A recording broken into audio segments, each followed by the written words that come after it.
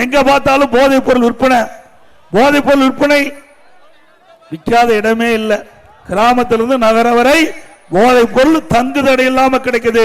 திராவிட முன்னேற்ற கழகம் ஆட்சி பொறுப்பேற்று ஒரே ஆண்டில் போதைப் பொருள் விற்பனை தொடங்கிவிட்டது.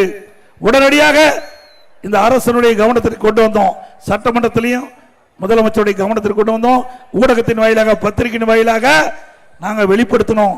தமிழகத்தில் போதைப் பொருள் நடமாட்டம் அதிகரித்து விட்டது. இளைஞர்கள், மாணவர்கள், பொதுமக்கள் இந்த போதைக்கு அடிமையாகி சீரழிந்து கொண்டிருக்கின்றார்கள். அந்த குடும்பம் சீரழிந்து கொண்டிருக்கிறது.